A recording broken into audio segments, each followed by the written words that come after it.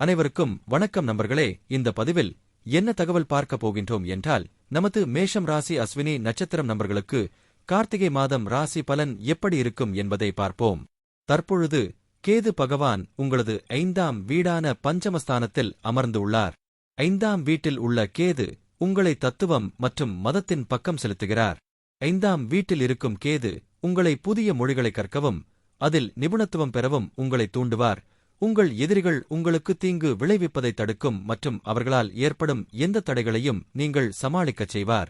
5ஆம் வீட்டில் உள்ள கேது உங்களை தத்துவம் மற்றும் தொடர்புடைய பாடங்களில் சாய்க்கிறார். நீங்கள் இந்த துறையில் ஆராய்ச்சி வேலை அல்லது உயர் படிப்புகளில் ஈடுபடலாம் மற்றும் நிபுணத்துவம் பெறலாம். இந்த அறிவு உங்களை அறிந்தவர்கள் மத்தியில் நல்ல பெயரையும் கொண்டு வரலாம். இங்கு அமைந்துள்ள கேது உங்களை அமானுஷ்ய அறிவியலின் பக்கம் சாய்த்து இந்த துறையில் கல்வியை தொடரச் செய்யலாம். இது உங்களுக்கு நல்ல வளர்ச்சியையும் புகழையும் உறுதியளிக்கும் என்பதால் நீங்கள் அதை ஒரு தொழில் விருப்பமாகவும் எடுத்துக்கொள்ளலாம். இந்த வீட்டில் கேதுவின் செல்வாக்குடன் மதத்தின் மீதான உங்கள் நாட்டம் தெரியும் மற்றும் மத நடவடிக்கைகளில் ஈடுபட உங்களை ஊக்குவிக்கும். இது உங்களுக்கு அமைதியையும் தரும். அது உங்கள் இதயத்தை இலகுவாக உணர வைக்கும். 5வது வீடு உங்கள் வாழ்க்கையில் காதல் மற்றும் காதல் செயல்களை நிர்வகிக்கிறது. இது உங்கள் உறவுகளின் தன்மையையும் அவை உங்களுக்கு எவ்வாறு முக்கியம் என்பதையும் காட்டுகிறது. ஊக முதலீடுகள் மற்றும் அதன் முடிவுகள் ஆகியவற்றின் அடிப்படையில் உங்கள் செல்வாக்கு இந்த வீட்டில் இருந்து பிரதிபலிக்கிறது. உங்கள் படைப்பாற்றல், திறன்கள் மற்றும் அதற்கான செயல்கள் பற்றி இந்த வீடு சொல்கிறது. விளையாட்டுகளில் உங்கள் ஆர்வமும் அதன் முடிவுகளும் இந்த வீட்டில் காணப்படுகின்றன. இந்த வீடு உங்கள் வாழ்க்கையில் நீங்கள் அனுபவிக்கும் மகிழ்ச்சியையும் அவற்றை அடைவதற்கான உங்கள் செயல்களையும் பற்றி சொல்கிறது. இங்கே கேது மெதுவாகவும் படிப்படியாகவும் உங்களை உங்கள் குடும்ப வாழ்க்கையிலிருந்து விலக்கி மதம் மற்றும் ஆன்மீகச் செயல்களில் உங்களை அதிக நாட்டம் கொள்ளச் செய்கிறார். மேலும் இதுபோன்ற செயல்களில் அதிக நேரத்தை செலவிடுகிறார். உங்கள் நெருங்கிய மற்றும் அன்பானவர்களிடமிருந்தும் நீங்கள் விலகி இருக்கலாம். 5ஆம் வீட்டில் உள்ள கேது ஊக முதலீடுகளுக்கு நிறைய அதிர்ஷ்டத்தை தருகிறார். நீங்கள் சந்தைகளை பகுப்பாய்வு செய்து முதலீடு செய்வதற்கான புத்திசாலித்தனமான தேர்வுகளை செய்த பிறகு முதலீடு செய்ய வேண்டும். முதலீடு செய்வதற்கு முன் யாரிடமாவது நிபுணர் ஆலோசனையை பெறுவது புத்திசாலித்தனம். தற்பொழுது ராகு பகவான் உங்களது 11ஆம் வீடான லாபஸ்தானத்தில் அமர்ந்து உள்ளார். 11ஆம் வீட்டில் ராகு உங்கள் முயற்சிகள் மூலம் உங்கள் ஆசைகளை நிறைவேற்றுவதற்கான அபரிமிதமான தைரியத்தையும் உறுதியையும் தருகிறார். அதிர்ஷ்டமும் உங்களுடன் உள்ளது மற்றும் உங்கள் கடின உழைப்புக்கு வெற்றி மற்றும் உங்கள் கனவுகள் நனவாகும். இங்கே ராகு உங்களுக்கு ஒரு நல்ல நட்பு வட்டத்தை ஆசீர்வதிக்கிறார். மேலும் உங்கள் நண்பர்கள் மத்தியில் நீங்கள் ஒரு முக்கிய இடத்தை பெறுவீர்கள். அவர்கள் தங்கள் தேவைகளுக்கும் உதவிகளுக்கும் உங்களை பார்க்கிறார்கள்.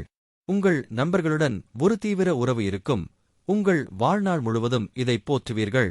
சில செல்வாக்கு மிக்க நண்பர்களுடனான உங்கள் தொடர்புகள் உங்களுக்கு பயனளிக்கும். 11வது வீடு ஆசைகளை நிறைவேற்றும் வீடாக கருதப்படுகிறது. சமூகம் மற்றும் சமூக கூட்டங்களில் உங்கள் முக்கியத்துவம், உங்கள் கர்மங்களுடனான உங்கள் தொடர்பு மற்றும் உங்கள் வாழ்க்கையில் அவை ஏற்படுத்தும் தாக்கம் ஆகியவற்றை இது குறிக்கிறது.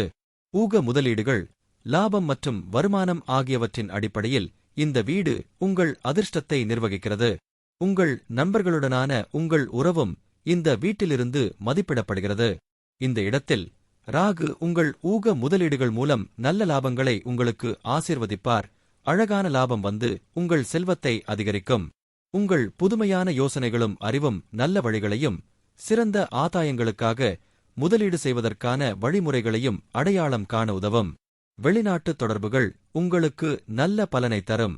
உங்கள் வேலையில் அரசாங்கத்துடனான தொடர்புகள் உங்களுக்கு நன்மை பயக்கும் மற்றும் உங்களுக்கு வெகுமதிகளை தரும்.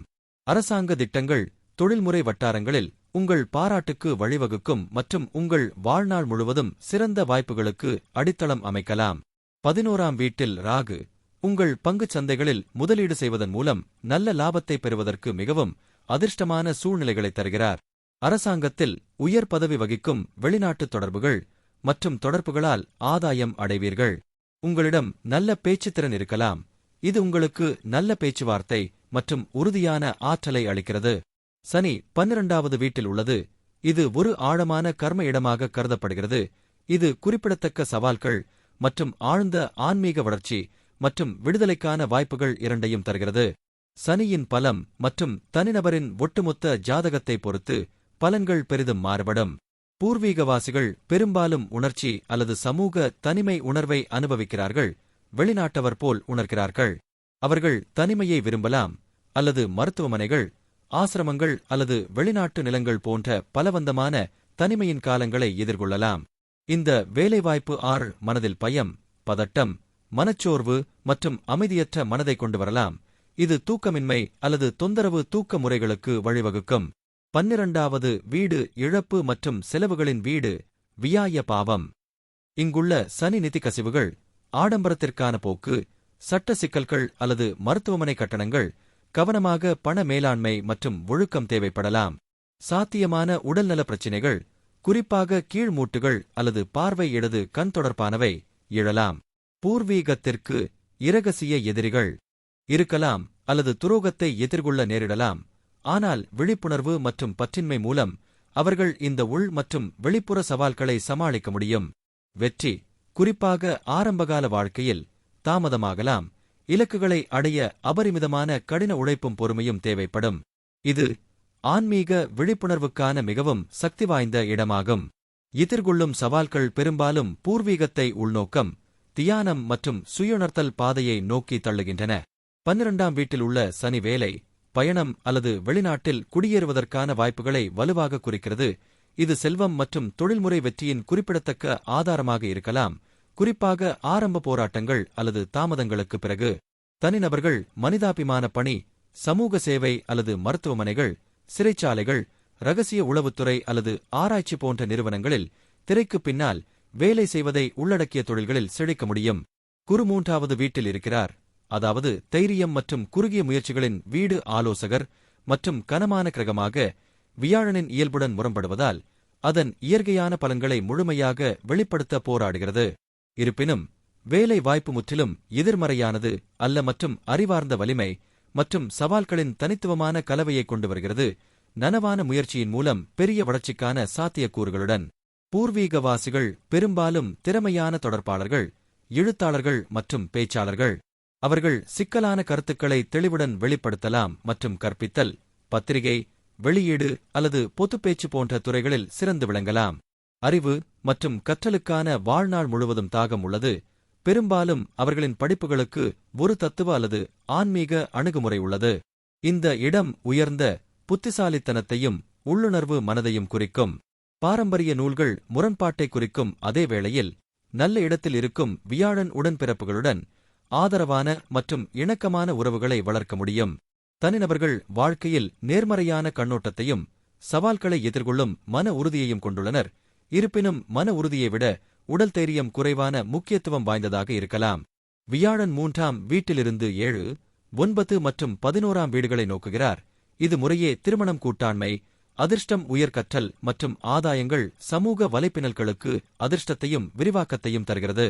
புதன் பகவான் உங்களது 7ஆம் வீடான மனைவி மற்றும் களஸ்திரஸ்தானத்தில் அமர்ந்து உள்ளார். 7வது வீட்டில் உள்ள புதன் உங்களை ஒரு நல்ல தொடர்பாளராக ஆக்குகிறது மற்றும் நீங்கள் ஒரு செல்வாக்கு மிக்க ஆளுமையாக இருக்கலாம், குறிப்பாக வணிகத்தில். 7வது வீட்டில் இருக்கும் புதன் உங்கள் மனைவி, கூட்டாளியுடனான உங்கள் உறவை அன்பு மற்றும் பற்றுதலுடன் ஆசிர்வதிப்பார். இந்த நிலை பத்ரா யோகாவை உருவாக்குகிறது. இது உங்களுக்கு நல்ல சொற்பொழிவு திறன், அதிக நுண்ணறிவு மற்றும் புகைப்பட நினைவாற்றலை வழங்குகிறது. 7ஆம் வீட்டில் உள்ள புதன் உங்களை பொருட்களின் வர்த்தகம், இறக்குமதி மற்றும் ஏற்றுமதி, பொருட்களை விற்கும் மற்றும் வாங்கும் தொழிலதிபராக மாற்றலாம். இந்த வீட்டில் உள்ள புதன் உங்களுக்கு வியாபார மனப்பான்மையுடன் மற்றவர்களுடன் பழகும் திறமையை தருவார். புதன் வணிகத்தின் குறியீடாகும், மேலும் மாம்பழங்களை விற்பனை செய்பவர்கள் முதல் இறக்குமதி மற்றும் ஏற்றுமதியை கையாள்வது வரை பெரும்பாலான வணிகர்கள் தங்கள் புதன் 7ஆம் வீட்டில் உள்ளனர். நீங்கள் அறிவார்ந்த மற்றும் கணக்கீட்டு அம்சங்களை கையாளும் ஒரு வழக்கறிஞராக கூட ஆகலாம். ஒப்பந்தங்களை எவ்வாறு உருவாக்குவது என்பதில் நீங்கள் நிபுணராகலாம். நீதிமன்ற விவகாரங்கள் மற்றும் சட்டச் சிக்கல்களை தீர்ப்பதில் நீங்கள் வெற்றிகரமான ஆலோசகராக முடியும். நீங்கள் செய்யும் செல்வம், வணிகம் செய்யும் கலையும் கூட. புதன் 7ஆம் வீட்டில் அமைந்திருந்தால் சொந்த முயற்சியாலும் தைரியத்தாலும் வியாபாரம் செய்யலாம். புதன் ஒரு இரட்டை ஆற்றல், அதாவது உங்கள் பங்குதாரர் உங்கள் வணிகம் அல்லது தொழிலில் உங்களுக்கு உதவ முடியும். புதனின் புத்தி மற்றும் தர்க்கரீதியான மனம் இந்த கூட்டாண்மையை வணிக ஒப்பந்தமாக மாற்றலாம். நீங்கள் ஒரு காதல் நபர் ஆனால் உங்கள் சொந்த கணக்கீட்டு உலகில் மிகவும் பிஸியாக இருப்பீர்கள். உங்கள் காதல் இயல்பு பிரகாசிக்க அனுமதிக்க மாட்டீர்கள். ஆனால் ஆம், நீங்கள் தொடர்பு கொள்ளக்கூடிய ஒரு பங்குதாரர் உங்களுக்கு தேவை. எனவே நீங்களும் உங்கள் கூட்டாளியும் வணிக ஆர்வலராக இருந்தால் நல்லது. நீங்கள் ஒரு நல்ல தொடர்பாளர் மற்றும் குறிப்பாக வணிகத்தில் நீங்கள் ஒரு செல்வாக்கு மிக்க ஆளுமையாக இருக்க முடியும். நீங்கள் ஒரு தத்துவ தொடர்பாளர், சட்ட தொடர்பாளர், விற்பனை அல்லது வணிக தொடர்பாளராக இருக்கலாம். உங்கள் முழு வாழ்க்கையும் தொடர்பு மற்றும் பேச்சு பற்றியது. ஆனால் அது மற்ற கிரகங்களின் செல்வாக்கை பொறுத்தது. புதனின் இந்த இடம் உங்கள் பங்குதாரர் உங்கள் தொழிலிலும் ஈடுபட வேண்டும் என்று எதிர்பார்க்கிறது. அது வேலை செய்யவில்லை என்றால் உங்கள் உறவு மோசமடையும் மற்றும் உறவில் முரண்பாடு இருக்கும். சுக்கிரன் 7ஆம் வீட்டில் சுக்கிரன் இயற்கையாக இருப்பதால் உறவுகள், திருமணம் மற்றும் பொது அதிர்ஷ்டம் ஆகியவற்றிற்கு 7ஆம் வீட்டில் சுக்கிரன் மிகவும் மங்களகரமான இடமாக கருதப்படுகிறது. இந்த நிலை பொதுவாக பூர்வீகத்திற்கு இணக்கமான மற்றும் வளமான வாழ்க்கையை ஆசீர்வதிக்கிறது, குறிப்பாக திருமணத்திற்கு பிறகு. பூர்வீகத்திற்கு அழகான, வசீகரமான மற்றும் நன்கு படித்த வாழ்க்கை துணையை நேர்த்தியான ஆளுமை மற்றும் நல்ல ரசனை கொண்டவராக இருப்பார். திருமண வாழ்க்கை பொதுவாக அன்பு, பாசம், புரிதல் மற்றும் பரஸ்பர மரியாதை நிறைந்தது. இந்த ஜோடி காதல் மற்றும் வலுவான உடல் மற்றும் உணர்ச்சி ரீதியான பிணைப்பை பகிர்ந்து கொள்கிறது. ஒரு முக்கியமான கணிப்பு என்னவென்றால், திருமணத்திற்கு பிறகு இவரது அதிர்ஷ்டம் மற்றும் நிதிநிலை கணிசமாக மேம்படும். வாழ்க்கை துணை ஒரு பணக்கார பின்னணியில் இருந்து வரலாம் அல்லது நிதி ஆதாயத்தின் ஆதாரமாக இருக்கலாம். சொந்தக்காரர்கள் கவர்ச்சிகரமான தோற்றத்தை கொண்டவர்களாகவும் நல்ல குணமுள்ளவர்களாகவும் கண்ணியமானவர்களாகவும் சமூக வட்டாரங்களில் பிரபலமானவர்களாகவும் மற்றவர்களை மகிழ்விக்கும் இயல்பான திறனுடனும் இருப்பார்கள். அவர்கள் சிறந்த பேச்சுவார்த்தை திறன்களைக் கொண்டுள்ளனர். பொது உறவுகள், சட்ட விஷயங்கள் மற்றும் வணிக கூட்டாண்மை ஆகியவற்றை கையாள்வதில் அவர்களை சிறந்தவர்களாக ஆக்குகிறார்கள். ஆறுதல், ஆடம்பரம், கலை, இசை மற்றும் வாழ்க்கையில் சிறந்த விஷயங்களில் வலுவான சாய்வு உள்ளது. பூர்வீகம் அனைத்து வகையான கூட்டாண்மைகளிலும், குறிப்பாக வணிக ஒத்துழைப்புகளிலும் சிறந்து விளங்குகிறது மற்றும் அவற்றின் மூலம் செல்வத்தை பெறுகிறது. தற்பொழுது சூரிய பகவான் உங்களது 8ஆம் வீடான ஆயுள், கடன் மற்றும் வம்பு வழக்கு ஸ்தானத்தில் அமர்ந்து உள்ளார். 8ஆம் வீட்டில் சூரியன் இருந்தால் தொழில் நிலையானது. அத்தகையவர்கள் தங்கள் வாழ்க்கையின் நடுத்தர ஆண்டுகளில் தங்கள் வேலைகள் அல்லது வியாபாரத்தில் வளர்ச்சியை கவனிக்கிறார்கள். பூர்வீகம் ஆன்மீகம் மற்றும் மதத்தில் தொழில் செய்வதில் அதிக நாட்டம் கொண்டால் அது அவர்களை மகிழ்ச்சியாகவும் வளமாகவும் உணர வைக்கும். 8ஆம் வீட்டில் சூரியன் ஒரு நல்ல விவேகமான பார்வை அல்லது சிந்தனை செயல்முறை மற்றும் பொதுவாக தொழில் அல்லது வாழ்க்கையில் தெளிவான திசையை அளிக்கிறது. இந்த பூர்வீகவாசிகள் தங்கள் அன்புக்குரியவர்களுடன் கண்ணியமான உறவை பேணுகிறார்கள். அவற்றை மறைக்கும்போது அவர்கள் பாதுகாப்பின்மை குறித்து கவனமாக இருக்க வேண்டும். 8ஆம் வீட்டில் சூரியன் ஒரு உறுதியான வெற்றிகரமான தொழிலை குறிக்கிறது, ஆனால் நிறைய கடின உழைப்பு, தாமதங்கள் மற்றும் பொறுமைக்கு பிறகு. இந்த நபர்கள் தங்கள் வேலையில் மிகவும் வரிசைப்படுத்தப்பட்டவர்கள் மற்றும் எப்போதும் தங்கள் வேலையிலிருந்து புதிதாக ஒன்றை கொடுக்கவும் சாதிக்கவும் முயற்சி செய்வீர்கள். 8வது வீட்டில் செவ்வாய் ஒரு தீவிரமான மற்றும் சக்திவாய்ந்த இடமாகும். இது குறிப்பிடத்தக்க மாற்றும் ஆற்றலை கொண்டு வருகிறது, குறிப்பாக திடீர் நிகழ்வுகள், பகிரப்பட்ட வளங்கள் மற்றும் திருமணம் போன்ற விஷயங்களில். இந்த இடம் மங்கள் தோஷத்தின் முதன்மையான குறிகாட்டியாகும். இது நிலையான திருமண வாழ்க்கைக்கு கவனமாக ஜாதக பொருத்தம் தேவைப்படுகிறது.